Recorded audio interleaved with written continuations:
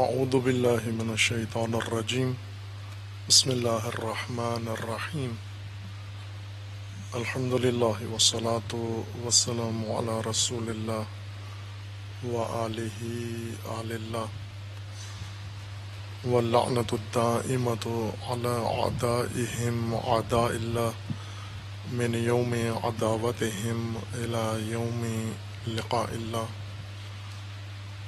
اما بعد فقال اللہ تبارک و تعالی فی کتابہ المجید و فرقانہ الحمید اعوذ باللہ من الشیطان الرجیم یا ایہا الذین آمنوا اطیعوا اللہ و اطیعوا الرسول و اولی الامر منکم فإن تنازعتم فی شیء فردوه الی اللہ والرسول ان کنتم تؤمنون باللہ والیوم الآخر ذالک خیر و احسن تاویلا صدق اللہ العلی العظیم۔ سنن الہی میں سے ایک اللہ کی سنت و قانون اطاعت ہے۔ خداوند تبارک و تعالی نے بندگان کو و مومنین کو حکم اطاعت و قانون اطاعت ان کے لیے مقرر فرمایا ہے، اور اس قانون کے اوپر دار و مدار ہے تمام نظام الہی کا، تمام اوامر الہی و دین کا نظام اس ایک سنت کے اوپر متوقف ہے۔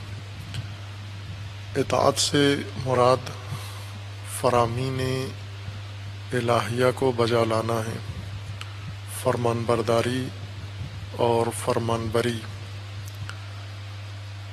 رغبت، شوق، خوشی اور تمایل قلبی کے ساتھ، یا بعض اوقات جیسے اہل لغت استعمال کرتے ہیں یہ اصطلاح، اور بعض دیگر مواقع پر بھی ہے، طیب خاطر یا طیب قلبی کے ساتھ، طیب نفس، طیب قلبی یا طیب خاطر۔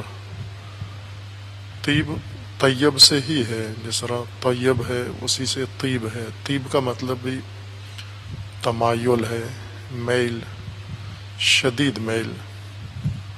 انسان کے اندر جب کسی کام کرنے کا شدید رجحان پایا جاتا ہو اسے طیب کہتے ہیں۔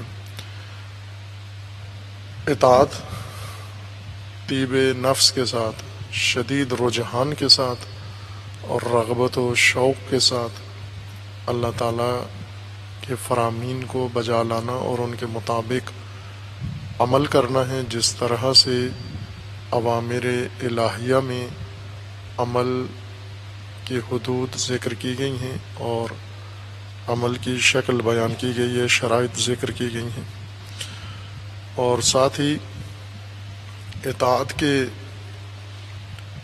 وقوع کے لیے، مطیع بننے کے لیے امر خدا بجا لانا رغبت و شوق کے ساتھ، ساتھ ہی تسلیم کے ساتھ اور سر سپردگی کے ساتھ، نرمی و خضوع کے ساتھ، کہ انسان اپنے تمام احوال وہ سب خدا کے سامنے رکھ دے و دستبردار ہو جائے اور اپنے ارادے و عمل کو اللہ کی ذات کے سپرد کرے، سلم و تسلیم کے ساتھ۔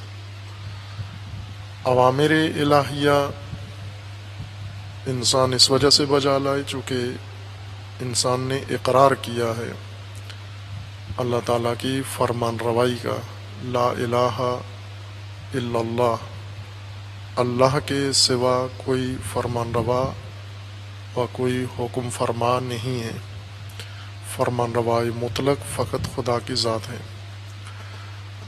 اللہ تعالیٰ کے فرامین کسی حکمت کے تحت صادر ہوتے ہیں۔ جتنے اوامر ہیں اللہ تعالیٰ کے انسان کے لیے، وہ انسان کی ضرورت کے پیش نظر صادر ہوتے ہیں، اللہ کی ضرورت اس میں شامل و داخل نہیں ہے، چونکہ ذات حق تعالی ضرورت مند نہیں ہے، حاجت مند نہیں ہے، نیاز مند نہیں ہے۔ ان اوامر میں حکمت شامل ہے اللہ کی، لیکن ضرورت نہیں ہے اللہ تعالیٰ کی۔ اللہ کی ذات بے نیاز ہے۔ اعمال سے انسان سے جو سرزد ہوتے ہیں، عبادتوں سے، اطاعت سے، اتباع سے، ہر چیز سے اللہ کی ذات بے نیاز ہے۔ انسان کی ضرورت ہے، عمل و فعل انسان کی حاجت ہے، اور یہ اعمال اللہ کے حکم سے اور اللہ کے فرمان سے انسان نے بجا لانے ہیں، جن کا مقصد خود انسان کی طرف لوٹتا ہے۔ ان اعمال کی غرض و غایت انسان تک پہنچتی ہے، اللہ کی طرف کوئی چیز نہیں پہنچتی، اور اللہ کی ذات بے نیاز ہے ان اعمال سے اور انسانی حالات سے۔ اوامر خدا و فرامین الہیہ اگرچہ انسان کی ضرورت کے تحت صادر ہوتے ہیں، انسان کی ضرورت داعی بنتی ہے، باعث بنتی ہے کہ حق تعالی سے حکمت کے تحت یہ اوامر صادر ہوں اور انسان ان کی پابندی کرے۔ لیکن یہ اوامر انسان کے لیے ایک دائرے کے اندر ہیں۔ یہ اوامر ایک خاص ماحول اور ایک خاص صورت کو مد نظر رکھ کر صادر ہوتے ہیں، جس میں فرمان روائی ہے، فرمان بری ہے، اور فرمان ہے انسانی اعمال کی ایک ترتیب ہے، ان کے درمیان ربط ہے، اور انسان ان اعمال کی بجا آوری کے لیے آمادگی رکھتا ہے، تیاری رکھتا ہے، ذہنی طور پر، جسمانی طور پر۔ اور یہ اعمال انسان کے انفرادی شکل کے لیے نہیں ہیں، بلکہ یہ اعمال انسان کے اس وقت اطاعت کے دائرے میں آتے ہیں، یا اوامر اللہ کے انسان کی جانب سے اطاعت کے متعلق قرار پاتے ہیں، جب انسان اس دائرہ اطاعت یا اس ماحول میں آ جاتا ہے، اور اس ماحول و شکل کا نام، اس صورت کا نام، ڈھانچے کا نام امت ہے۔ یعنی امت کی صورت میں یہ اوامر فرض کیے گئے ہیں۔ جتنے اوامر ہیں ترتیب کے ساتھ انسان کی تمام حیات سے متعلق ہیں، ان پر عمل بھی اسی صورت میں ہو سکتا ہے کہ جب نظم و نظام الہی کے اندر ان اوامر کو لحاظ کریں ہم، چونکہ اوامر کا صدور نظام کے مد نظر ہوا ہے، یا نظام کے فرض کے اندر اوامر کا صدور ہوا ہے، تو اوامر کی بجا آوری بھی نظام کے ماحول کے اندر ممکن ہے۔ اسے ہم مثال کے ساتھ سمجھ سکتے ہیں۔ ہم دنیاوی قوانین اور دنیاوی فرامین کی مثال نظر میں رکھیں جو انسان کے مختلف شعبہ حیات کے متعلق موجود ہیں۔ ملکی قوانین یا ملکی قوانین میں جو حاکم ہیں، آئینی حاکم، ان کی طرف سے صادر ہونے والے احکامات، فرامین جو روزانہ انسان کے تجربے میں آتے ہیں، ہر انسان کے تجربے میں آتے ہیں جو کسی بھی ملک میں رہتا ہے، اس ملک کے قوانین اور اس ملک کے آئین اور ضوابط کی پابندی کرتا ہے، اسی کا نام اطاعت ہے۔ اگر رغبت سے کرتا ہے تو اطاعت ہے، اگر مجبوری سے کرتا ہے، با امر با دل ناخواستہ کرتا ہے، اطاعت نہیں ہے لیکن پیروی ہے، اتباع ہے، چونکہ اتباع میں راضی ہونا ضروری نہیں ہے، پیروی ہے۔ یہاں پر اکراہ و جبر کی صورت میں کرتے ہیں کہ ہمیں ویزا نہیں دیں گے، نکال دیں گے، جرمانہ کریں گے، زندان میں ڈال دیں گے، حقوق ہمارے چھن جائیں گے، کم ہو جائیں گے، ان وجوہات کی بنا پر تمام قوانین اور اوامر کی انسان اطاعت کرتا ہے، کسی بھی ملک میں رہتا ہو۔ اوامر انسانوں کو دیکھ کر صادر نہیں ہوئے، جتنے ملکی قوانین ہیں وہ صرف آبادی کو دیکھ کر نہیں بنائے گئے کہ ایک طرف قوانین ہیں اور ایک طرف آبادی اور بیچ میں کوئی تیسری چیز نہیں ہے۔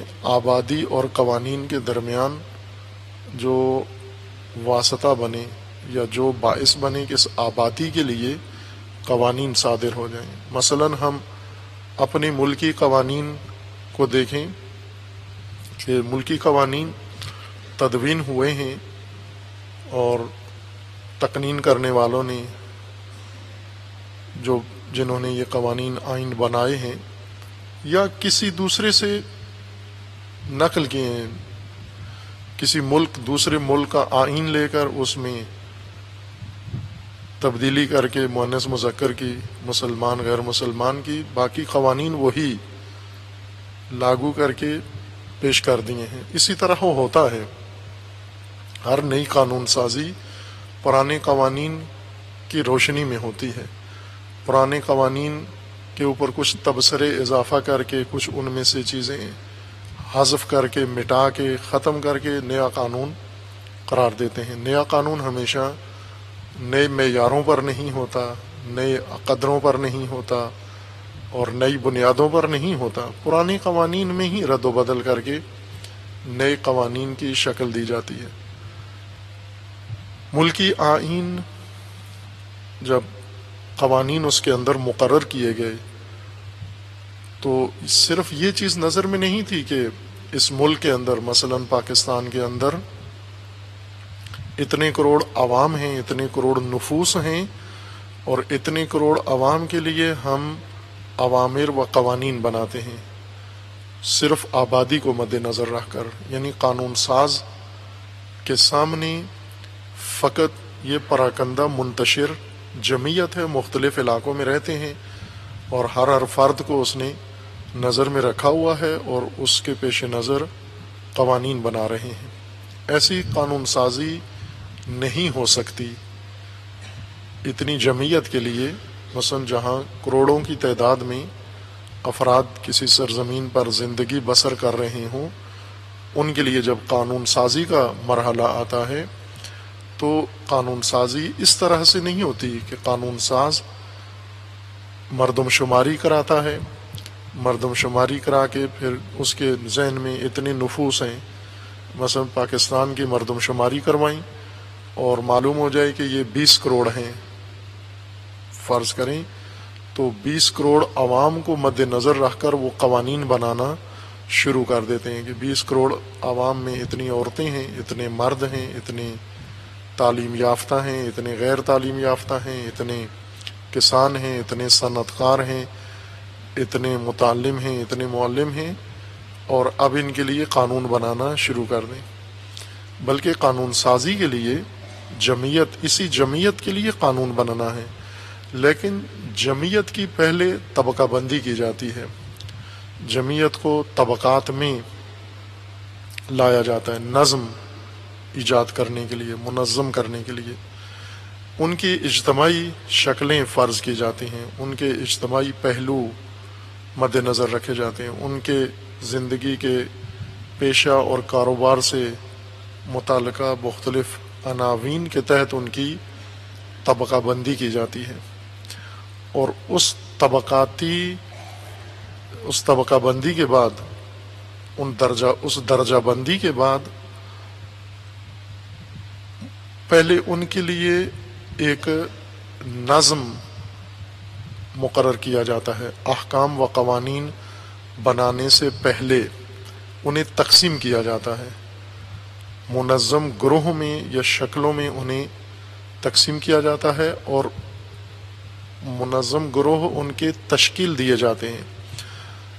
مثلا اس آبادی کے لیے افواج بھی ہیں ملک کے اندر، ایک قانون کا ایک حصہ افواج کے لیے ہوگا، ایک حصہ ملکی قوانین کا، قوانین نافذ کرنے والے محکموں کے بارے میں ہوگا، جیسے پولیس ہے، اس ملکی قوانین کا ایک حصہ وہ ملکی اداراتی نظام کو چلانے والوں کے متعلق ہوگا، اس ملکی قوانین کا ایک حصہ عدالتوں سے متعلق ہوگا، اس ملکی قانون کا ایک حصہ تعلیم کے شعبے سے تعلق رکھتا ہے، اس ملکی قانون کا ایک حصہ صنعت اور پیداوار کے بارے میں ہوگا، اس ملکی قانون کا ایک حصہ تجارت کے متعلق ہوگا، اسی طرح اس ملکی قوانین کا ایک حصہ خواتین کے بارے میں ہوگا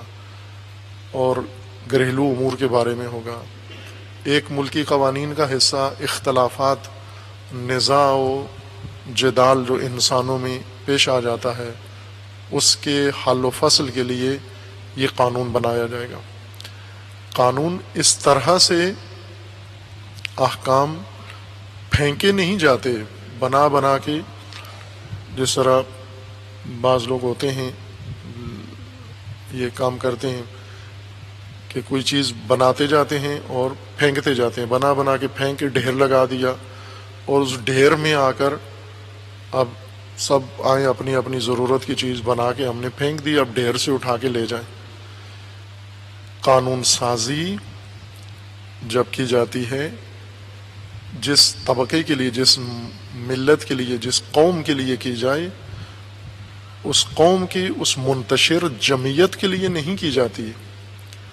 منتشر جمعیت، پراکندہ جمعیت کو، آبادی کو پہلے مختلف عناوین کے ساتھ ان کو مختلف طبقات میں درجہ بندی کی جاتی ہے، ان کی درجات بنائے جاتے ہیں، ان کی کیٹیگریز بنائی جاتی ہیں، اور پھر ان کے دائرہ عمل، دائرہ کار مشخص کیا جاتا ہے، معین کیا جاتا ہے، اور درجہ بندی کے بعد ان قوانین کے اوپر عمل درآمد کے لیے طریقہ کار بنایا جاتا ہے۔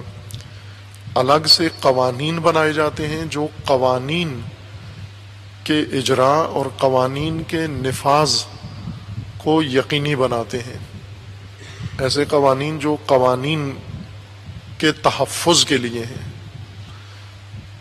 اور پھر اس کے بعد ان قوانین کے پیش نظر یہ شکل بنتی ہے۔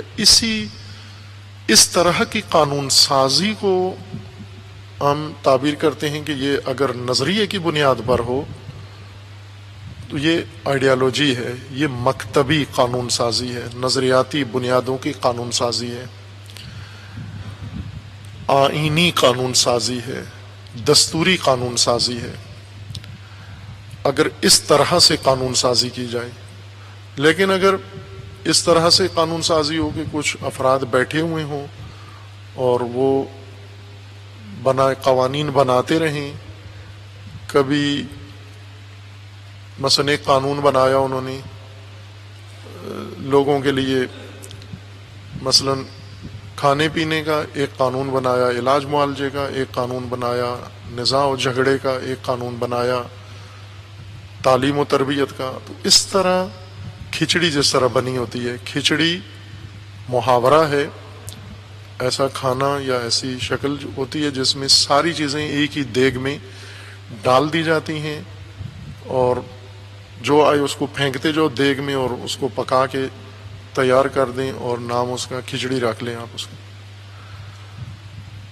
اس طرح سے قانون سازی نہیں ہوتی، نہ دنیاوی قوانین سازی اس طرح سے ہوتی ہے، اور نہ ہی دینی قانون سازی کا یہ طریقہ کار ہے کہ ایک آبادی مد نظر ہے، جمعیت، منتشر عوام الناس، نفوس فردن فردن، اور ان کے لیے مسلسل قوانین بن رہے ہیں بغیر کسی ترتیب کے، بغیر کسی نظم کے، بغیر کسی معیار کے، بغیر کسی طبقہ بندی کے، بغیر ان کی زندگی کے درجہ بندی کے، اسی طرح سے قوانین بنا بنا کے انبار لگایا جا رہا ہے۔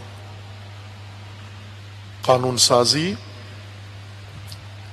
کے لیے بیچ میں، یعنی جمعیت جس کے لیے قانون بن رہا ہے، اور قانون، آئین، دستور، قانون جو دستوری شکل میں ہوتے ہیں، ان کے لیے احکام، فرامین، دستورات اور عوام مکلفین کے درمیان ایک چیز پہلے مد نظر رکھی جاتی ہے، اس کے توسط سے قوانین افراد کے لیے مقرر کیے جاتے ہیں۔ اگر وہ واسطہ بیچ میں نہ ہو، یہ قوانین اگر بن بھی جائیں عمل نہیں ہوتا، اطاعت تک نہیں پہنچتے، اور وہ درمیانی واسطہ جس کو مد نظر رکھ کر لوگوں کے لیے قوانین، فرامین صادر کیے جاتے ہیں، اس کا نام ہے نظام، سسٹم اس کا نام ہے۔ یعنی پہلے قوانین یا احکام و فرامین سے پہلے نظام فرض کیا جاتا ہے، مقرر کیا جاتا ہے، تدوین کیا جاتا ہے، اور پھر اس نظام کے لیے قوانین، احکامات و فرامین صادر ہوتے ہیں۔ نظام یعنی وہ مجموعہ منسلک تمام متعلقہ امور کا، اسے نظام کہتے ہیں۔ یعنی جس میں طبقہ بندی ہو چکی ہو، درجہ بندی ہو گئی ہو کہ کس کے لیے یہ قانون ہے، وہ طبقہ مشخص قرار دیا ہو، اس طبقے کے لیے یہ قانون کس پہلو سے یہ قانون اس گروہ کے لیے ہے، اور یہ قانون جب بنانا ہے اس کے لیے اس قانون کا نفاذ اس گروہ کے توسط سے یا اس قانون پر عمل درآمد اور اطاعت و فرمان برداری تک پہنچنے کے لیے جو بیچ میں اسباب ہیں، جو وسائل ہیں، جو طریقہ کار ہے، جو روشیں ہیں، جو آئینی ضابطے ہیں جنہوں نے ان قوانین کو عملی ہونے کا موقع دینا ہے، پہلے وہ تدوین کیے جاتے ہیں، اسے نظام کہیں گے ہم۔ پس جتنے احکامات ہیں ملکی، یہ نظام کے دائرے کے اندر کے لیے ہوتے ہیں، نظام کے دائرے کے اندر مفروض ہوتے ہیں۔ اگر اس نظام سے باہر ہو جائیں اس وقت یہ قوانین اطاعت نہیں ہوتے۔ اسی لیے قرآن کریم نے دقیقاً یہی اصطلاحات استعمال کی ہیں جو دائرہ قانون کے اندر ہیں، یعنی نظام کے اندر ہیں۔ اب یہاں سے مثلا اطاعت کے باعث میں، چونکہ اطاعت فرمان بجا لانا ہے، فرمان عام افراد کے لیے ہیں، عام مومنین کے لیے ہیں۔ یہ مومنین اس طرح سے نہیں ہے سادہ بات کہ اللہ کی طرف سے فرمان بنایا جائے اور فوراً مومن آمادہ بیٹھا ہوا ہے، وہ اس کو اٹھا کر عمل کر دے گا، بلکہ جن کے لیے یہ فرامین ہیں وہ اربوں کی تعداد میں ہیں، لاکھوں کروڑوں کی تعداد میں ہیں۔ ان کی طبقہ بندی کی جائے گی، ان درجہ بندی کی جائے گی، ان کی زندگی کے مختلف شعبے اور مختلف پہلو الگ الگ فرض کیے جائیں گے، اور فرامین ان تک پہنچانے کے لیے اور فرامین کے عمل درآمد کے لیے، اطاعت کے لیے، ان کے لیے دائرہ کار یا طریقہ کار مقرر کیا جاتا ہے، ذمہ داریاں مقرر کی جاتی ہیں، مسئولیتیں مقرر کی جاتی ہیں، جس کا کام یہ قوانین ابلاغ کرنا ہے، اور دوسرا کام ان قوانین کو اجرا کروانا ہے، اور جس کا کام ان قوانین کے اجرا پر نظارت کرنا ہے، اور جس کا کام جب قوانین پر عمل درآمد ہو رہا ہو، عمل درآمد کے عمل میں اس مرحلے کو آپس میں ہم آہنگ کرنا ہے۔ مثلا کروڑوں افراد نے ایک قانون پر عمل کرنا ہے، یہ کروڑوں افراد اگر اپنی مرضی سے، اپنے سلیقے سے، اپنے طور طریقے سے ہر آدمی اس قانون پر عمل کرے تو قانون کا فلسفہ ہی ختم ہو جاتا ہے، حکمت قانون نابود ہو جاتی ہے۔ پس انہیں ضروری ہے کہ ہم آہنگ فرمان برداری ہو، فرمان بجا لائیں، لیکن اس طرح سے فرمان برداری، فرمان بجاوری نہ ہو کہ مختلف مناظر نظر آئیں۔ اسی فرمان کو ایک اپنے طور پر الگ طریقے سے انجام دے رہا ہے، دوسرا اس کو کسی الگ طریقے سے بجا لا رہا ہے، تیسرا الگ طریقے سے بجا لا رہا ہے، جیسے ابھی ہو رہا ہے۔ مثلا اللہ تعالیٰ کے عبادتی فرامین، نماز قائم کرو، ہم دیکھ رہے ہیں کہ نماز الگ الگ طریقوں سے قائم کی جا رہی ہے، مختلف انداز سے قائم کی جا رہی ہے، مختلف اوقات میں قائم کی جا رہی ہے، مختلف شکلوں سے قائم کی جا رہی ہے۔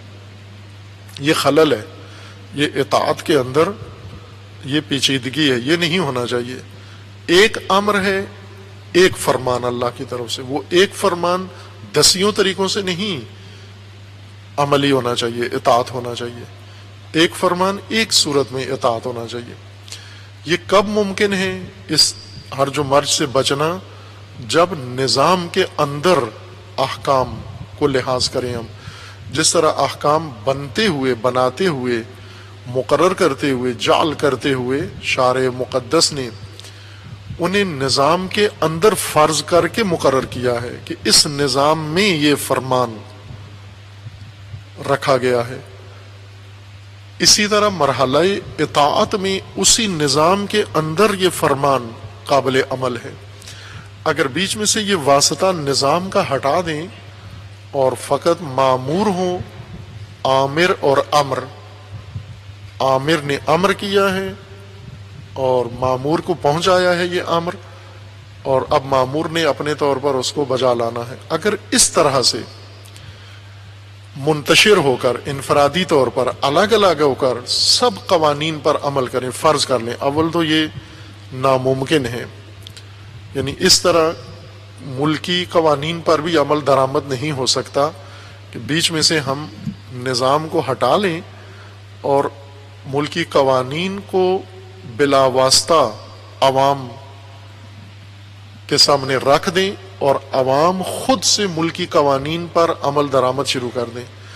بیچ میں ذمہ داریاں ہٹا لیں، عہدے ہٹا لیں، منصب ہٹا لیں، اور قانونی تحفظ یا قانونی نظارت کے جو شعبے ہیں انہیں حذف کر دیں، جو نظام اور سسٹم سے جو چیزیں تعلق رکھتی ہیں، اور ہم کہ سب لوگوں کو آزاد چھوڑو۔ جس طرح بعض کہتے ہیں نا کہ آپ کو مجبور یا آپ کو کسی کو مداخلت نہیں کرنی چاہیے، امر بالمعروف نہیں کرنا چاہیے، چھوڑ دو لوگوں کو، انہیں پتہ ہے احکام کا، انہیں پتہ ہے، انہیں اپنے حال پہ چھوڑ دو۔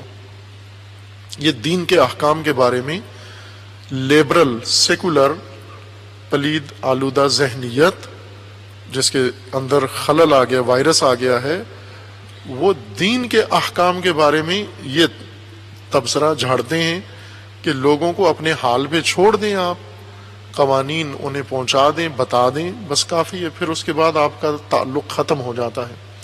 وہ ملکی قانون کے بارے میں یہ کیوں نہیں کہتے کہ ملکی قوانین آپ ابلاغ کر دیں، چھاپ دیں کتابچہ قانون کا، اور اس کو تشہیر کر دیں، اور اس کے بعد لوگوں کو اپنے حال پہ چھوڑ دیں۔ آپ ملکی قوانین میں کیوں بیچ میں آپ نے قانون کے اجراء و تحفظ کے ادارے بنائے ہوئے ہیں، ان کے ذمہ دار افراد بنائے ہوئے ہیں، افسران مقرر کیے ہوئے ہیں، ان کو اختیارات دیے ہوئے ہیں، اور ان کے لیے مرکزیت آپ نے بنائی ہوئی ہے، ہر شعبہ کے لیے آپ نے ایک اب الگ اداراتی نظام بنایا ہوا ہے، اور یہ تمام قوانین اس اداراتی جغرافیے کے اندر آپ نے رکھے ہوئے ہیں۔ یہ ملکی قوانین میں سیکولر کیوں نہیں ہے؟ آپ جو ملکی دستور ہے اس میں یہی فلسفہ اپنائیں، یہی کج فہمی جو آلودہ ذہنیت ہے قوانین الہیہ کے بارے میں، یہ ملکی قوانین میں بھی یہی کام کریں۔ آپ کسی بھی ادارے میں کسی ادارات ختم کر لیں، مثلا قوانین، یونیورسٹی کے قوانین ختم کر دیں، بلکہ احکامات و فرامین ہوں، اور کوئی یونیورسٹی کا وائس چانسلر نہ ہو، کوئی یونیورسٹی میں انتظامی ڈھانچہ نہ ہو، کوئی قانونی طور پر ذمہ دار نہ رکھتا ہو، دوسرے کے اوپر کوئی حق نہ رکھتا ہو اسے ان اوامر کا پابند کرانے کا یا کرنے کا، سب کو آزاد چھوڑ دیں۔ آپ قوانین کا مسودہ ایک سڑک پہ رکھ دیں اور لوگوں کو کہیں کہ یہ قوانین خود ان کے اوپر عمل کرو، پڑھنے والے پڑھانے والے سب ان کے اوپر خود عمل کرو. آپ اس کی منظرکشی کریں ایسی دانشگاہ و ایسی یونیورسٹی کی کہ جس کے قوانین فرامین ہیں لیکن نظام نہیں ہے اس کے اندر، اور لوگ خود سے اپنی مرضی و اختیار سے سب پر عمل کریں. اس وقت جو ہرج و مرج دین کے شعبے میں موجود ہے یہ اس چیز کا نتیجہ ہے، اس سقط کا نتیجہ ہے. ایک چیز ساقط ہو گئی، سقط ہوا ہے، فراموشی ہو گئی ہے ایک چیز کی، اور وہ مرحلہ دین شناسی میں نظام کو نظر انداز کیا گیا ہے.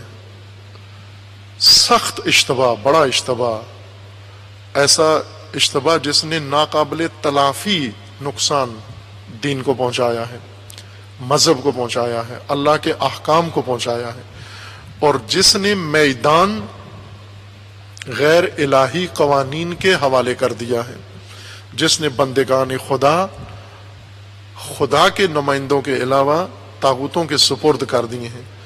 مثلا بنی اسرائیل فرعون کے سپرد ہو گئے. کیسے سپرد ہوئے؟ ہمیں یہ قرآن میں ہے یہ تاریخ کہ بنی اسرائیل آزاد کیسے ہوئے فرعون کے چنگل سے. حضرت موسیٰ علیہ السلام نے آ کر تحریک چلائی، بنی اسرائیل کی آزادی کی اللہ کی طرف سے ماموریت لے کر، اور کامیابی کے ساتھ فرعونی نظام کو ختم کیا اور بنی اسرائیل کو آزاد کروایا اس قید و بند و محکومی سے. لیکن یہ تذکرہ نہیں ہے کہ بنی اسرائیل اسیر کیسے ہوئے. یہ تھے آزاد، پہلے آزاد تھے، نبیوں کی اولاد تھے، حضرت یعقوب کی اولاد تھے یہ سارے. یعنی قرآن کریم میں ہے لیکن اسے زیادہ کھولا نہیں جاتا. قرآن میں لکھا ہوا ہے یہ اسیر کیسے ہوئے، یہ غلام بنے کیسے، یہ محکوم ہوئے کیسے فرعون کے، یہ مصر کیسے پہنچے، مصر میں جا کر انہوں نے آغاز کیسے کیا، اور اس آغاز کے بعد ان میں زوال کیسے آیا، کیا خرابیاں اور کیا مشکلات ان کے اندر آئیں جس وجہ سے یہ آزاد خاندان اور برگزیدہ خاندان یہ اسیر و محکوم و ذلیل ہو گئے مصریوں کے ہاتھوں، فرعونوں کے ہاتھوں. وہی چیز جو باعث بنی اس زوال کا اور اسیر و غلام ہوئے، وہی اب مسلمانوں کے اندر تکرار ہوئی ہے. مسلمانوں نے ایک چیز ترک کر دی. مسلمانوں سے مراد مسلمان دین شناسوں نے، مسلمان دین شناس افراد نے، جن کا کام دین کو سمجھنا تھا، دین کو درک کرنا تھا اور نظام دین کو تشریح کرنا تھا، انہوں نے یہ عمل انجام دیا، چھوڑ دیا، نظام ترک کر دیا اور احکام تک آ گئے. احکام اور عوام بیچ میں جو تناظر تھا یا دائرہ تھا نظام احکام کے عملی ہونے، اطاعت ہونے کا، اسے بیچ میں سے ہٹا دیا. مختلف عوامل و وجوہات ہیں اس کی، یہ خود ایک مستقل بات ہے الگ سے کہ یہ المیہ کیسے ہوا، سقط نظام مسلمانوں میں کس وجہ سے ہوا، کیا وجوہات تھیں، حکومتیں اس میں کتنی دخیل تھیں، اور حکومتی نشستوں پر موجود افراد جو سرکاری مفسرین دین تھے، سرکاری فقہا، درباری فقہا، ان کا اس کے اندر کتنا کردار ہے.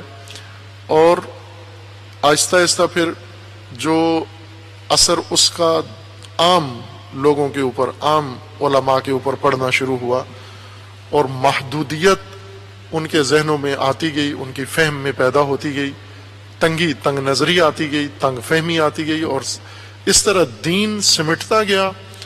اور نظام کے بغیر جب احکام کو پڑھنا پڑھانا شروع کیا، جیسے ابھی ہو رہا ہے، ابھی موجودہ شکل دینی تعلیم کی نظام کے بغیر احکام کی کتابیں ہیں ان کے پاس، تمام فقہ، علم فقہ احکام کے اوپر مشتمل ہے، جس میں نظام شامل نہیں کیا، صرف احکام ہیں. اور اس بنا پر ہم دیکھیں کہ اکثر احکام معطل ہیں، حتیٰ اگر کوئی چاہے بھی ان پر عمل کرنا اس کے لیے ناممکن ہے عمل کرنا. اطاعت کرنا بھی چاہے فرامین خداوند تبارک و تعالیٰ کو ممکن نہیں ہے، چونکہ بیچ میں جو ذریعہ رکھا گیا تھا یا جو واسطہ مقرر کیا گیا تھا، جو میدان فرض کیا گیا تھا احکام کو اطاعت میں بدلنے کا، وہ ہٹا دیا گیا، وہ کنورٹر ہٹا دیا گیا، وہ مبدل ہٹا دیا گیا جس نے فرمان کو اطاعت میں بدلنا ہوتا ہے، اور وہ نظام ہے. تدوین احکام نظام کی صورت میں ہوئی ہے. ہم اگر تدوین کو دیکھیں تو مکمل نظام فرض ہوا ہے. کوئی حکم، جب حکم کے صدور کو دیکھیں تو اس میں یہ چیز کاملاً مفروض ہے کہ یہ حکم صادر ہوتے ہوئے اس روشنی میں، اس تناظر میں، ان امور کے مد نظر یہ فرمان صادر ہوا ہے. مثلا نماز کا قیام، زکوٰۃ کی ادائیگی، روزہ داری جیسے عام احکام جو بالکل ہی انفرادی سمجھے جاتے ہیں، یہ بھی انفرادی نہیں ہیں، یعنی نظام کے بغیر نہیں ہیں. ان کے لیے بھی نظم و نظام کی ضرورت ہے.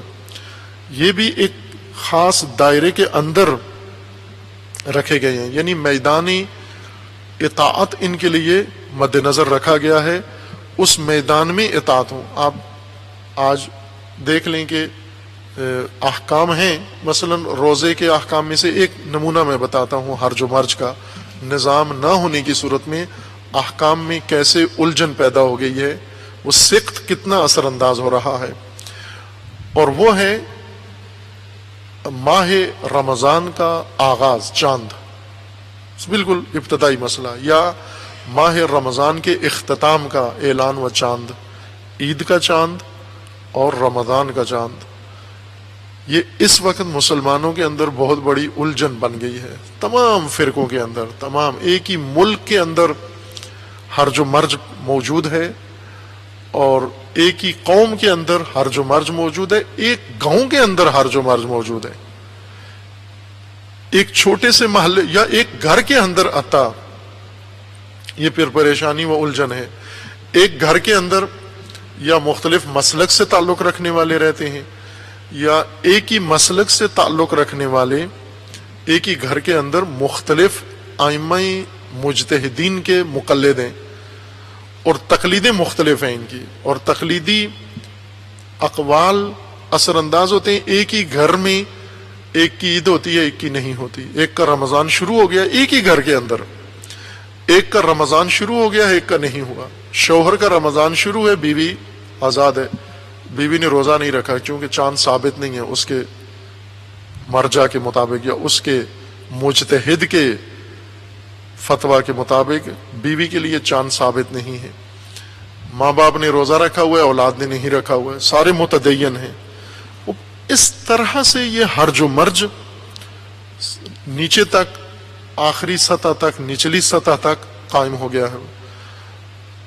وجہ کیا ہے کہ یہ حکم کہ چاند دیکھ کر روزہ رکھو اور چاند دیکھ کر افطار کرو، یہ حدیث ہے رسول اللہ صلی اللہ علیہ وآلہ وسلم کی کہ روزہ چاند دیکھ کر کرو. سم للرؤیا وافطر للرؤیا، یعنی رؤیت ہلال کرو اور روزہ رکھو، اور رؤیت ہلال کرو اور افطار کرو، یعنی عید فطر کرو، اور روزہ نہ رکھو، چھوڑ دو. خب یہ چاند دیکھ کر روزہ رکھو، چاند دیکھا یہ حکم ہے، روزہ رکھو حکم ہے. لیکن یہ حکم جب حکم اور عوام کے درمیان حکم کی اطاعت کا جو نظام بنایا گیا تھا، نظم و نظام کا جو نظام تھا، اسے چھوڑ دیا گیا. جب اسے نظر انداز کیا گیا تو اب انفرادی فعل جسے قرار دیا گیا تھا اس کے اندر اتنا ہرج و مرج کہ پریشانی کی حد تک جو اجتماعی اثرات اب رکھتا ہے. احکام دین انفرادی ہوں یا اجتماعی ہوں، وہ نظام کے اندر مفروض ہیں. نظام دین کے اندر مفروض ہیں. ان احکام کے لیے وہ واسطہ بیچ میں جو حلقہ وسطی ہے دین، وہ نظام دین ہے. اس کو ایک اور سادہ مثال کے ساتھ جو سب کی سمجھ میں آ سکتی ہے ہم فرض کرتے ہیں. یہی ملکی قوانین و دستورات کے لیے جتنے قوانین ہیں، مثلا کھیتی باڑی کے قوانین ہیں، صنعت و تجارت کے قوانین ہیں، تعلیم و تعلم کے قوانین ہیں، شادی بیاہ کے ملکی قوانین ہیں، لین دین کے ملکی قوانین ہیں، سفر و حضر کے ملکی قوانین ہیں. ان قوانین کا ایک عام معمولی سا شعبہ، عام شعبہ جو ہر انسان کی زندگی سے تعلق رکھتا ہے، وہ اس صنعتی دور میں ٹریفک کے قوانین ہیں کہ عمومی سڑکیں ہیں، مشترک راستے ہیں، قومی راستے ہیں. ان قومی راستوں پر سب افراد نے سفر کرنا ہے. بعضوں نے اپنی گاڑیوں میں بیٹھ کر اور بعضوں نے عمومی گاڑیوں میں بیٹھ کر سفر کرنا ہے. عمومی گاڑیاں یعنی جہاں کئی انسان اس میں بیٹھ کر کرایہ دے کے سفر کرتے ہیں، جیسے بسیں ہیں، ویگنیں ہیں یا ٹرین ہیں، جہاز ہیں. یہ عمومی ذریعے ہیں سفر کے. خصوصی ذریعے سفر کے اپنی ذاتی گاڑیاں ہیں، موٹر سائیکل ہیں، جس میں ایک خاندان یا ایک آدمی بیٹھ کر تنہا سفر کر رہا ہے. خصوصی یا عمومی دونوں کے لیے قوانین ہیں. چونکہ راستے عمومی ہیں، راستے قومی ہیں، ان قومی راستوں پر آپ کو آزادی اختیار ہے. آپ گاڑی چلائیں، بے شک چلائیں، عمومی گاڑی چلائیں، مسافر گاڑی چلائیں، اپنی نجی شخصی ذاتی گاڑی چلائیں، اجازت ہے آپ کو، لیکن قوانین ہے اس کے لیے. ان قوانین میں گاڑی روکنے کے قوانین ہیں، گاڑی کی رفتار کے قوانین ہیں، حد رفتار کتنی ہونا چاہیے، گاڑی موڑنے کے قوانین ہیں، گاڑی کھڑی کرنے کے قوانین ہیں، گاڑی خریدنے کے قوانین ہیں. یہ سارے امور دستورات ہیں، قوانین ہیں. اگر یہ قوانین گاڑی کے یہ بنا کے لوگوں کو بتا دیے جائیں، سب کو پڑھا دیے جائیں، مدرسوں کے اندر ٹریفک مدرسے بنائے جائیں اور اس کے اندر یہ قوانین سارے تدریس کر دیے جائیں، معلمین بچوں کو پڑھا دیں، بچے پڑھ کے ڈگریاں لے کے گاڑیاں چلانا شروع کر دیں. آپ فرض کریں کہ اس میں کیا ہوگا اگر بیچ میں نظام نہ ہو، اگر بیچ میں جو جتنے امور نظم و نظام سے تعلق رکھتے ہیں وہ سارے ہٹا دیے جائیں، صرف عوام ہو اور یہ قوانین ہو. آیا ان قوانین کو اطاعت کریں گے؟ ملکی قوانین کو کوئی ان پر عمل درآمد کرے گا؟ برفرض اگر کرے گا، اس صورت میں چونکہ ہر ایک قانون کو اپنی تفسیر، اپنی تشریح کے ساتھ عمل درآمد کرے گا. اس کو جب قانون کی شخصی تفسیریں شروع ہو جائیں گی، ذاتی تفسیریں شروع ہو جائیں گی، خود قانون ہرج و مرج کا شکار ہو جائے گا، خود قانون میں خلل پیدا ہو جائے گا. اور ایک نہیں بلکہ جتنے افراد ہیں اتنے قوانین بن جائیں گے، اور ہر ایک اپنے آپ کو اپنی تفسیر کیے ہوئے قانون کے مطابق درست سمجھ رہا ہے، دوسرے کو ذمہ دار سمجھ، دوسرا جو گاڑی چلا رہا ہے وہ غلط چلا رہا ہے. ہم اگر ان قوانین کو دیکھیں، وہ قانون کسی نظام کے لیے، کسی نظام میں فرض کیے گئے ہیں. مثلا ایک سادہ سی مثال ہے کہ سرخ چراغ پر آپ نے گاڑی روکنی ہے، سبز چراغ پر آپ نے چلنا ہے، یہ قانون ہے، ضابطہ ہے. اگر یہ سبز چراغ اور سرخ چراغ اٹھا کے کھیت میں جا کے لگا دیں، کسی پہاڑی کے اوپر لگا دیں اور وہاں پابند کریں لوگوں کو کہ قانون کا مسودہ دکھائیں گے، یہ لکھا ہوا ہے کہ سرخ چراغ پہ رکنا ہے اور سبز چراغ پہ چلنا ہے، قانون ہے، واقعاً اسی طرح سے ہے. لیکن یہ کھیت میں لگا ہوا کھمبا چراغوں کا یہ بے معنی ہے، اس کی کوئی قانونی حیثیت نہیں ہے. کیوں کہ یہ اس وقت قانونی تفسیر یا قانونی حکم کا درجہ رکھتا ہے. سرخ چراغ حکم ہے، فرمان ہے، ایک قسم کا علامت ہے ایک قانون کی. یہ اس وقت علامتی حیثیت رکھتا ہے جب یہ نظام کے اندر فٹ ہوا ہو، روڈ کے اوپر، چوک میں، چوراہے میں، یہ کسی موڑ پہ لگا ہوا ہو تو سرخ بتی کا مطلب ہوتا ہے رکنا. لیکن یہی سرخ بتی اگر کھیت میں لگی ہوئی ہو یا ٹرک کے پیچھے ہو اس کا معنی نہیں ہوتا رکنا، وہ بے معنی بتی ہے. یہ سرخی کوئی علامت نہیں رکھتی، اپنا معنی کھو بیٹھی ہے، کیونکہ اس نظام کے اندر جس میں اس کو لحاظ کیا گیا تھا وہاں نہیں ہے. یہ وہاں سے جب ہٹا دیں تو اس کا معنی ختم ہو جاتا ہے، کوئی اس پر عمل نہیں کرتا. یہی حال اس وقت احکام دین کے ساتھ ہے کہ اکثر احکام دین معطل ہیں. اگر میں یہ کہوں کہ 90%، بہت محتاط اندازے کے مطابق میں عرض کروں، 90% احکام اسلام، احکام خدا، اللہ کے احکام مسلمانوں کی زندگیوں میں معطل ہیں، متروک ہیں، عمل نہیں کرتے ان کے اوپر. باقی اگر یہ متدین افراد کی میں بات کر رہا ہوں جنہیں اللہ نے دین سے، دائرے سے باہر کہا ہے، فاسق وہ شخص ہو جاتا ہے جو اس نظام سے باہر ہو جاتا ہے، فاجر جو نظام دین سے باہر ہو گیا ہے. فاسق کا معنی ہی باہر ہے، باہر نکل جانے والا، خارج ہو جانے والا، دائرے سے باہر چلا گیا ہے. وہ کون سے دائرے سے؟ اس نے یہ کام نہیں کیا، یہ عمل، یہ اطاعت نہیں کی. وہ اطاعت نہ کرنے سے باہر کیسے ہو گیا؟ چونکہ اطاعت دائرے کے اندر کے لیے تھی، اس دائرے سے یہ باہر چلا گیا ہے. مومن جو اس دائرے کے اندر ہی موجود ہے، دائرے سے خارج ہو گیا، یعنی نظام دین سے خارج ہو گیا.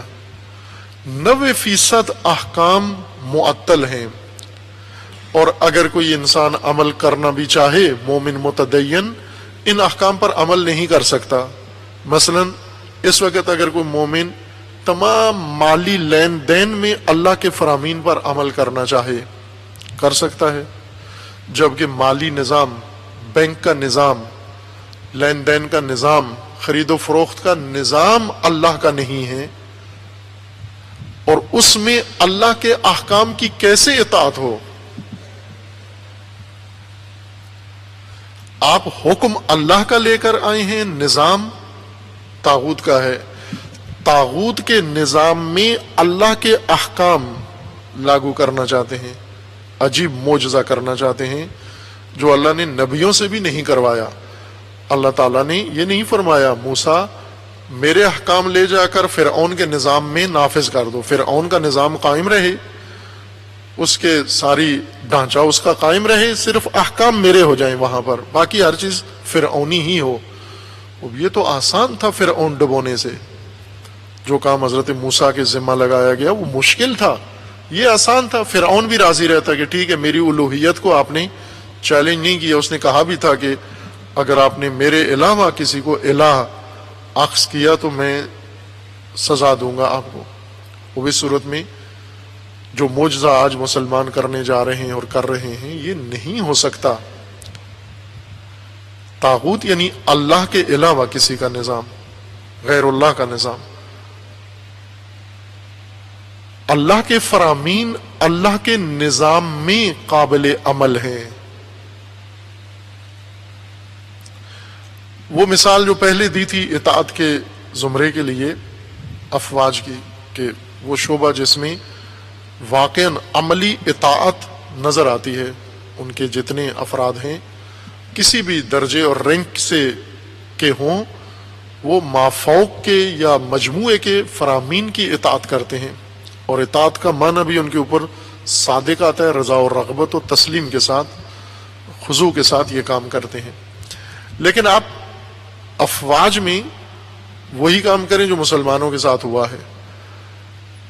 افواج بعید نہیں ہے کوئی یہ کر دے یہ کام. کسی بھی ملک کی فوج کا اندر کوئی ایسا شخص دانشور پیدا ہو جائے، وہ یہ کہے کہ یہ نظام ضروری نہیں ہے، جو نظام فوج کا ہے، مثلا بھرتی ہونے کا نظام ختم کرو، یہ نظام ہٹا دو، یہ کمانڈر ہٹا دو، اس کی بھی ضرورت نہیں ہے، یہ سسٹم سارا ہٹا دو، صرف فوجی قوانین رہے اور فوج رہے، یعنی افراد ہوں، فوجی سپاہی ہوں اور قوانین ہوں، باقی جو بیچ میں نظام سسٹم بنا ہوا ہے یہ سارا ہٹا دو، اور ان سپاہیوں سے کہو کہ اب یہ اطاعت کریں. کیا فرض کیا جا سکتا ہے کہ یہ کر پائیں گے؟ یا یوں کہیں، ہم یوں فرض کریں، شاید یہ زیادہ بہتر مثال بنے گی کہ آپ پاکستان کی فوج کے قوانین لحاظ کریں. افواج کے قوانین پاکستان کے ہیں، پاکستانی قانون سازوں نے ان افواج کے لیے قوانین بنائے ہیں. نظام ہندوستانی فوج کا ہو اور قانون پاکستانی فوج کا ہو. نظام ہندی قائم کریں ہندوستانی فوج کا، جہاں ہندوستانی نظام ہے وہاں پر پاکستانی افواج کے قوانین جا کر نافذ کریں. دوسرے لفظوں میں ہندوستان کی فوج پر پاکستان کی فوج کے قوانین نافذ کریں آپ، یا برعکس کریں، پاکستان کی فوج پر ہندوستان کی فوج کے قوانین نافذ کریں. یعنی قانون کسی کا ہو، نظام کسی کا ہو. اور پھر آپ دیکھیں کیا شکل بنتی ہے، کیا حالت بنتی ہے. وہی جو اس وقت بنی ہوئی ہے یہ لنڈا پوشوں نے، کہ تہذیب کسی کی ہے، اپنا کسی اور نے لیے. کپڑے کسی کے ہیں، سائز کسی کا تھا، سلے ہوئے کسی اور کے لیے، پہنے ہوئے کسی اور نے ہیں. وہ کیسے لگتے ہیں یہ؟ جنہوں نے کسی کے کپڑے پہنے ہوئے ہیں، اپنے تن کے سائز کے نہیں بنوائے، کسی اور کے لیے سلائی ہوئی تھی، وہ انہوں نے پہن لیے، کارٹون لگتے ہیں.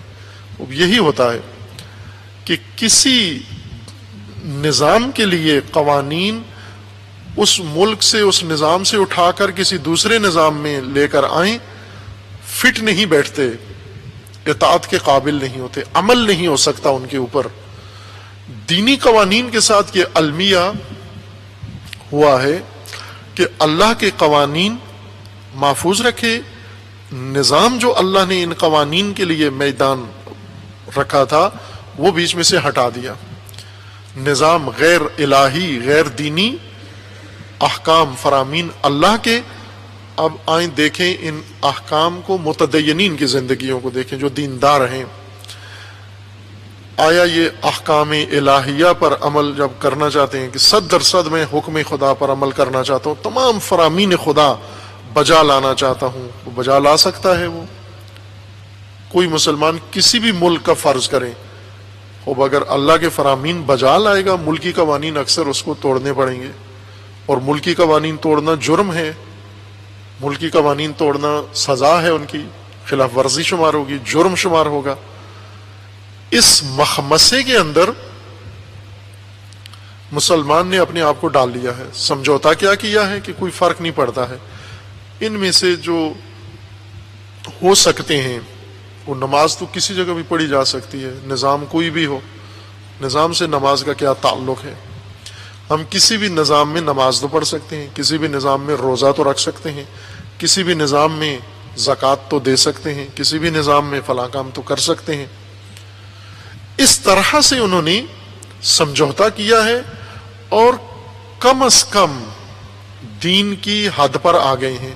یعنی 100% اطاعت سے نکل کر 10% فرامین خدا کو کل دین لحاظ کر لیا ہے جو قابل عمل ہیں.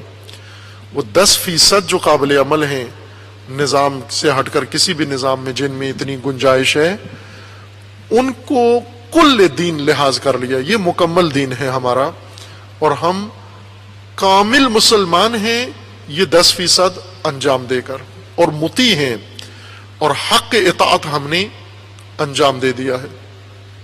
ایک دعا جو مستحب ہے، پڑھنی چاہیے، رسول اللہ صلی اللہ علیہ وآلہ وسلم سے منقول ہے، اور بعض روایات کے مطابق کہ سجدے یا رکوع کی مستحب جو دعائیں ہیں ان میں ذکر دعا سجدہ اور رکوع میں، کچھ تو ذکر واجب ہے سجدہ و رکوع کا، اور ذکر واجب کے علاوہ جو مستحبات ہیں ان میں سے ایک دعا حضور سے منقول ہے جس میں حضرت فرماتے ہیں کہ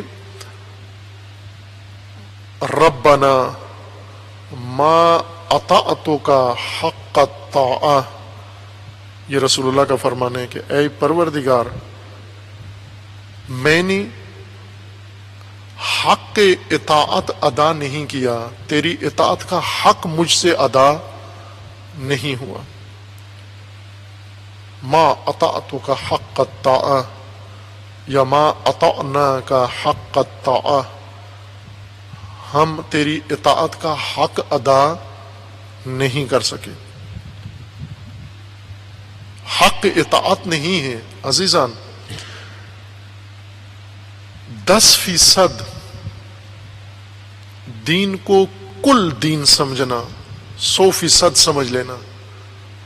جیسے کسی ملک کی آبادی 10% ہو اقلیت، اور وہ اپنے آپ کو کل مملکت سمجھے کہ ہم ہیں اصل مملکت، ہم ہیں اصل آبادی، ہم ہیں، ہم 100% ہیں۔ جس طرح مالدار لوگ، سرمایہ دار لوگ پوری دنیا کے اندر، امریکہ میں ایک تحریک چلی تھی، اس تحریک کا نام 99% تھا۔ تحریک کا نام ہی 99%، 99%۔ مراد اس سے کیا تھی کہ امریکہ کے اندر 2 طبقات زندگی بسر کر رہے ہیں۔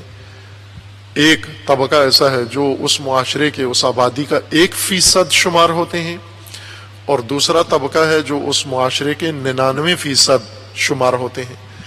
1% وہ ہیں جن کے پاس امریکی مملکت کے تمام وسائل کا 99% حصہ، 99% مالکیت، 99% پیسہ اس 1% کے پاس ہے۔ ملک کا 99% مال، ثروت، دولت اس 1% کے پاس ہے، اور ملک کا 1% مال، پورے امریکہ کا 1% ثروت و مال و دولت وہ 99% کے پاس ہے۔ یعنی 99% 1% مال پر گزارا کر رہے ہیں، اور 1% جو لوگ شمار ہوتے ہیں 1% کے حد تک ہیں، وہ 99% ثروت اپنے پاس رکھتے ہیں۔ ان 99% لوگوں نے جو جمعیت کے لحاظ سے 99% اور ثروت کے لحاظ سے سب مل کر 1% کے مالک ہیں، انہوں نے تحریک چلائی اس 1% جمعیت کے مقابلے میں جو 99% ثروت کے مقابلے میں ہے۔ لیکن یہ 1% جو ہیں جن کے پاس 99% ثروت ہے، یہ اپنے آپ کو کل امریکہ سمجھتے ہیں کہ ہم مملکت، اسٹیٹ ہم ہیں، نظام ہم ہیں، حکومت ہم ہیں، سب کچھ ہم ہیں۔ یہ 99% کیا ہیں؟ خوب یہ خس و خاشاک ہیں، یہ ہمارے مزدور ہیں، یہ ہمارے لیبر ہیں، یہ ہمارے ملازم ہیں، یہ ہمارے صفائی دھلائی کا کام کرنے والے ہیں، یہ فالتو میں پیدا ہو گئے ہیں، کیڑے مکوڑے ہیں۔ ان کی نسبت ان کی یہ رائے ہے۔ وہ آپ توجہ کریں کہ 1% اپنے آپ کو جب 100% کی جگہ پر لے آئیں، کتنا بڑا بگاڑ و فساد پیدا ہوتا ہے۔ اور جہاں بھی یہ ارکام و عادات اس طرح سے جا بجا ہوں، اس طرح سے بدل جائیں ان کا مقام، وہاں یہی فساد پیدا ہوتا ہے۔ بس پاکستان کے اندر اور باہر متفقہ اجماع ہے تمام لوگوں کا پاکستان کے متعلق، یا کرپشن ہے، مالی بدعنوانی ہے، فساد ہے، لوٹ کھسوٹ ہے، اس میں شک و شبہ نہیں ہے، 100% ہے لوٹ کھسوٹ۔ لیکن یہ لوٹ کھسوٹ کتنے لوگ کر رہے ہیں؟ کتنے افراد ہیں جو ملک کا بیت المال ان کے پاس ہے اور لوٹ کھسوٹ میں مصروف ہیں؟ آپ جو کھیتوں میں کام کر رہے ہیں یہ لوٹ کھسوٹ میں مصروف ہیں، جو مثلا فیکٹریوں میں، ملوں میں کام کر رہے ہیں، ان کو کہیں گے یہ لوٹ کھسوٹ میں مصروف ہیں۔ جو بیچارے بازاروں میں ریڑیاں چلا رہے ہیں یہ لوٹ کھسوٹ کر رہے ہیں۔ یہ اکثریت ملک کی 90%، آیا یہ ملک لوٹ رہے ہیں؟ ان کے پاس لوٹ کے بعد آج کیا لوٹ کے اس نے لیا کیا ہے؟ ریڑی لوٹ کے اس کو ملا کیا ہے؟ ایک لاغر مرنے والی گائے یا بکری۔ یہ تو لوٹ نہیں رہے ہیں۔ وہ لوٹ کون رہا ہے؟ وہ 10%، 5% لوگ سارا ملک لوٹ کے، اور وہ اپنے آپ کو کل سمجھ رہے ہیں کہ ہم ہیں اصل پاکستان، ہم ہیں سب، ہم ہیں مملکت، ہم ہیں مملکت کے والی، وارث اور سب کچھ ہیں۔ یہ بگاڑ سارا اس تناظر کے اندر پیدا ہوا ہے کہ جب کم از کم کو کل کے برابر سمجھا جائے. وہی مثال، یہ مثالی تھی ساری. اصل موضوع یہ ہے کہ اس وقت جو ہمارے پاس احکام دین موجود ہے وہ 10% بنتا ہے متدینین کے پاس، مومنین کے پاس 10%. یہ 10% کو کل سمجھے ہوئے ہیں کہ یہ سارا دین یہی ہے، اول و آخر دین یہ، اور یہ دین کا اعلیٰ ترین درجہ ہے. بہت بڑے متدین ہیں ہم، جو ہم 10% حصے پر عمل کر رہے ہیں اور اطاعت کر رہے ہیں. یہ مشکل ہے، اس نے مشکل پیدا کی ہے اس چیز نے کہ 10% کو ہم نے کل دین قرار دیا ہے، اور دین کا 90% ترک ہونے کی بڑی علامت یہ ہے. یہ 90% ترک کیوں ہوا؟ یوں نہیں کہ انہوں نے جان بوجھ کے کیا، نعوذ باللہ، یعنی خود سے انکار کر دیا کہ اللہ تعالیٰ کے مقابلے میں آگے اور کہا ہم 90% کو نہیں مانتے، نؤمن ببعض و نکفر ببعض. بعض ہیں اس طرح سے منافق صفت انسان، لیکن مومنین نہیں ہے ایسے. مومنین نے یہ اللہ کے خلاف اعلان نہیں کیا کہ خدایا ہم 10% کو مانیں گے، 90% کو نہیں مانیں گے. نہ، مومنین 100% کے لیے تیار ہیں. لیکن مشکل یہ ہے ان مومنین کی کہ 90% پر عمل کرنا مقدور نہیں ہے ان کے لیے، میسور نہیں ہے. مثلا یہ چاہتے ہیں ان کے عدالتی فیصلے اللہ کے فرامین کے مطابق ہوں. سب مومنین چاہتے ہیں، کرا سکتے ہیں یہ عدالتی فیصلے اللہ کے فرمان کے مطابق؟ نہیں کرا سکتے. چاہیں بھی تو نہیں کرا سکتے. کیوں نہیں کرا سکتے؟ اس لیے کہ اللہ کے فرمان عدالتی امور میں اللہ کے عدالتی نظام کے اندر ہوں تو عدالتی فیصلے اللہ کے چلتے ہیں. لیکن جب نظام عدالتی اللہ کا نہ ہو تو اس میں فرمان بھی خدا کا نہیں ہو سکتا. اللہ کا فرمان تو اس میں نہیں توقع رکھی جا سکتی. لہٰذا اگر ایک مومن چاہتا بھی ہے اللہ کے فرامین پر عمل کرے، جب اللہ کا نظام ہی نہیں ہے تو کیسے عمل کرے؟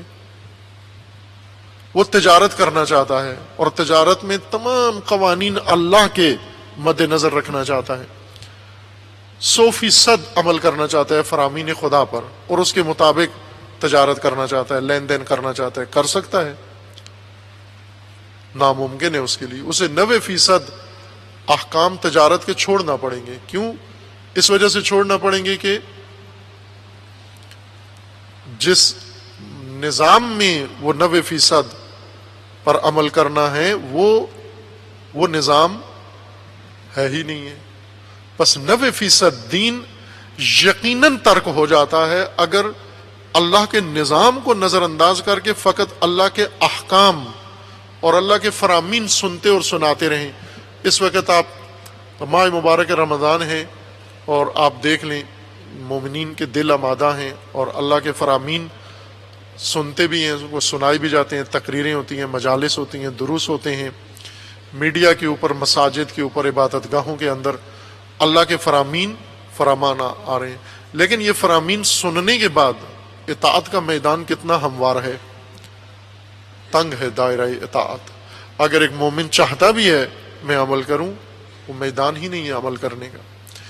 بس اطاعت کا جو دائرہ ہے وہ خداوند تعالیٰ نے نظام کی شکل میں مقرر فرمایا ہے.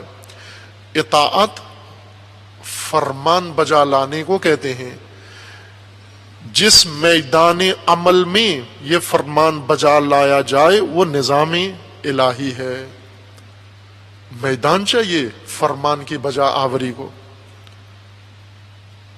اللہ کے فرامین میدانوں کے لیے ہیں، میدانی فرامین ہیں. آپ کی پوری زندگی سے تعلق رکھتے ہیں، ہر شعبے سے تعلق رکھتے ہیں. ہم وہ جس طرح وہ اردو شاعر کا شعر ہے خوبصورت کہ عمر ساری تو کٹی کو یہ بتا میں مومن، یعنی ساری عمر بت خانے میں اور کوچائے بت میں، صنم خانے میں گزری. عمر ساری تو کٹی کو یہ بتا میں مومن. کوچائے بتان میں، بتوں کے گلی میں ساری عمر گزار دی آخری عمر میں کیا خاک مسلمان ہوں گے، وہ بھی آخری ریٹائرمنٹ کے بعد جب کمر بھی سیدھی نہیں ہوتی، اب کیا خاک مسلمان ہوں گے آپ؟ ساری عمر تو کہیں اور بیت گئی آپ کی، عمر تو کہیں اور گزارا ہے آپ، اب آخری عمر میں کیا خاک مسلمان ہوں گے؟ ہم زندگی کے تمام شعبے حوالے کیے ہوئے ہیں دوسرے نظام کے سپرد، دوسروں کے نظام کے سپرد، اور اب اپنے آپ کو اللہ کے فرامین کے سپرد کرنا چاہتے ہیں، اپنی اولاد، اپنا کام، اپنا کاروبار، اپنی ہر چیز۔ یہ تمام دنیا اسلام کا المیہ ہے، تمام مسلمانوں کا یہ مسئلہ ہے، اور یہ رہے گا، چونکہ ابھی دین شناس علماء دین اللہ کے فرامین کو فقط پڑھنا پڑھانا ہی دین سمجھتے ہیں، اطاعت تک نہیں، ضروری نہیں ہے۔ مثلا آپ ایک طالب علم فقہ جو پڑھتے ہیں طلباء، گنے کتنے مسئلے ہیں، کل فقہ کے کتنے مسئلے ہیں،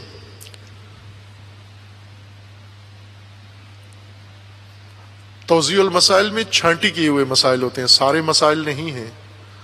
توضیح المسائل موٹے موٹے مبتلا بے مسائل چھانٹی کر کے ایک فقہی کتاب لکھی جاتی ہے، مجتہد کے فتاوی کا مجموعہ 200 400 500 صفحے کا، اور اس کے اندر بہت بھی لکھے مسائل تو 40,000 مسائل لکھ دیں گے، 4,000 مسائل لکھ دیں گے، لیکن فقہ کے فرامین احکام لاکھوں ہیں۔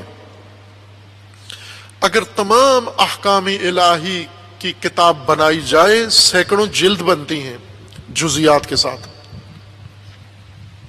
جس طرح توضیح المسائل کا طریقہ کار ہے، سینکڑوں جلدیں بنتی ہیں، منشور الہی، آئین خدا کی سینکڑوں جلدیں بنتی ہیں۔ خوب یہ سینکڑوں جلدیں جو پڑھتے ہیں، چونکہ جب پڑھاتے ہیں تو ساری فقہ پڑھاتے ہیں تفصیل کے ساتھ، جزی حتیٰ متروک ابواب، ابھی بھی جو علماء پڑھتے ہیں، طلباء پڑھتے ہیں، فقہ پڑھتے ہیں، متروک موضوعات بھی پڑھتے ہیں۔ کیوں؟ اس لیے کہ اللہ کا فرمان تو ہے، بے شک موضوع متروک ہو گیا ہے، آج کل نہیں ہے، مبتلا بے نہیں ہے، لیکن پڑھنا تو ہے۔ کیوں؟ کہ اس کے بارے میں حکم موجود ہے۔ جیسے غلاموں کے اور لونڈیوں کے مسائل پڑھتے ہیں تفصیل کے ساتھ، اس اساتید پڑھاتے ہیں، باقاعدہ فقہ کی کتابوں میں تمام مذاہب و مسالک میں جز ہیں یہ، چونکہ فرمان ہے اللہ کا موجود ہے، قرآن میں اس کے احکام ہیں، روایات میں اس کے، سنت میں اس کے احکام ہیں، اس وجہ سے اسے محفوظ رکھا ہوا ہے۔ جب نصابی دین میں آئیں، بہت وسیع ہے، جو تعلیم کا نصاب ہے اس کے اندر لاکھوں فرامین ہیں خدا کے، جو چھپ کے مبتلا بے قرار دیے گئے ہیں وہ چند ہزار ہیں، وہ چند ہزار بھی جب اطاعت کے میدان میں آئیں تو شاید چند سو بھی نہیں رہ جاتے۔ اب یہ تناسب آپ دیکھیں، تین آپ کے پاس موازنے کے لیے، آپس میں تقابل کرنے کے لیے، تین اللہ کے فرامین کے تین میدان ہیں۔ ایک تعلیمی و نصابی فرامین جو کتابوں میں لکھے ہوئے ہیں اور پڑھے اور پڑھائے جاتے ہیں، باقاعدہ تعلیم دی جاتی ہے، اور ایک وہ فرامین جو مجتہدین نے منتخب فتاوی کی صورت میں تدوین کر کے رسالہ عملیہ بنایا ہے، اور ایک وہ فرامین جو مومنین کی زندگی میں اطاعت کے میدان میں عملاً اطاعت کی حالت میں نظر آتے ہیں۔ ان تمام فرامین کو دیکھیں تو شاید جو میں نے تناسب نکالا ہے اندازے کے مطابق تھا، وہ غلط ثابت ہو جائے گا 10% اور 90% کا، بلکہ اطاعت کے میدان میں جو فرامین جن کے اوپر اطاعت ہو رہی ہے وہ چند سو ہیں، اور جو منتخب فتاوی ہیں وہ چند ہزار ہیں، جبکہ اللہ کے فرامین جو پڑھائے جاتے ہیں وہ کئی لاکھ ہیں، کئی لاکھ جزیات کے ساتھ جو فتاوی ہیں۔ میں ایک سادہ سا فارمولہ میں یار عرض کرتا ہوں اس کے لیے آپ کی خدمت میں، اور وہ یہ ہے کہ اللہ تعالیٰ نے جو فرامین بیان فرمائے ہیں انہیں خداوند تبارک و تعالیٰ نے جو کلیات بیان فرمائی ہیں، رسول اللہ نے تشریف فرمائی ہے، ائمہ اطہار نے ان کی تفسیر کی ہے، تبیین کیا ہے، فقہا نے ان سے فروعات نکالی ہیں، وہ فروعات تدوین کر کے پورا فرامین الہی کا ایک تفصیلی دورہ بنا ہے۔ اگر ایک بہت ہی ذہین استاد، فقیہ اور تیز پڑھانے والا، سرعت کے ساتھ تدریس کرنے والا اگر علم فقہ پڑھے، یا ایک طالب علم چاہتا ہے تمام احکام الہیہ، فقہی احکام، تمام فرامین الہیہ تفصیل کے ساتھ پڑھے، ہر چیز جز کے ساتھ جز کر کے پڑھے، کوئی شک، کوئی تبصرہ، کوئی مفروضہ چھوڑے نہیں، ترک نہ کرے، خوب اس کو کتنا عرصہ لگے گا؟ آپ سمجھتے ہیں کہ جو بغیر تعطیلات کے، بغیر چھٹیوں کے روزانہ دن رات محنت کر کے پڑھے یا پڑھائے، اس کو کتنا عرصہ لگے گا؟